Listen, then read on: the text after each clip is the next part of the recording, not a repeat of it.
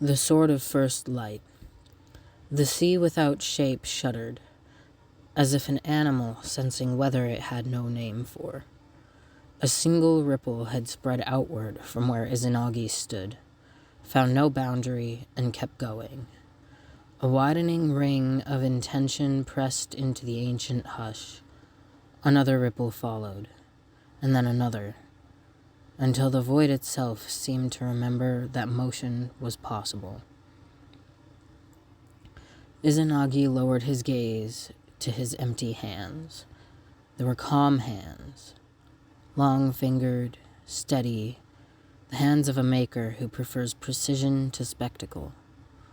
He brought them together, palm to palm, as though in prayer, and parted them slowly. Between them, nothing gathered into almost, and almost firmed into substance. Thread by thread, a shine coalesced. Not flame, not frost, but a lucid brightness drawing itself into a line. Metal was born. It arrived layered, deliberate, a blade lengthening by degrees, as if it were being remembered rather than invented. The edge took shape first, an absolute line that the void could not blur. Then the spine, strong and unyielding. A fuller blossomed down the blade, like the first furrow cut in a field.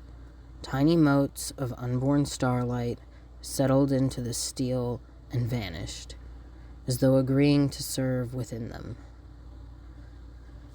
The guard unfolded next, a circlet of pale gold etched with constellations that did not yet exist, its quillins tapering like the horns of a crescent moon.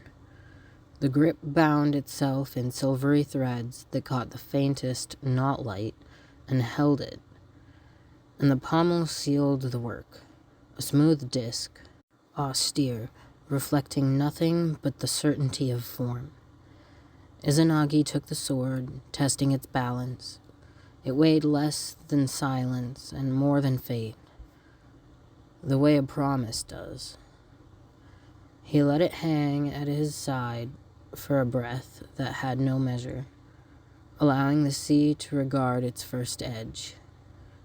The ripples slowed, then stilled, as if the abyss were listening. He raised the blade. No flourish, no hurry, only the clean geometry of a sovereign gesture. He set the point against the unbroken dark and pushed. The sea without shape received the steel like a veil receives a needle. Parted, because an edge insists. The blade slid down, and where it passed, a line of radiance opened. Thin at first, then widening, a wound of light. Sound had not yet been born, but there was resonance, a deep vibration that trembled through the unborn bones of galaxies, a toll felt rather than heard. The rift ran horizon to horizon, and then beyond horizons that did not yet exist. A measure laid across immeasurable black. Izanagi's narrow eyes softened. He did not smile. Kings do not waste movement on what certainty grants. He drew one breath, and with it gave the universe its first command. Divide. Obedience swept outward like dawn. Darkness separated from darkness, upper from lower, within from without. Between the parted halves of the sea, a corridor of luminance unfurled, pure, seething potential. In its glare, the edges of reality showed themselves for the first time. Gradients, planes, the hint of depth. The oldest silence yielded, not shattered, but arranged, the way stone yields to the mason's plumb. Izanagi withdrew the sword and held it at guard, his mirror-bright face catching the newborn glow. The cut did not close. It widened, breathing light.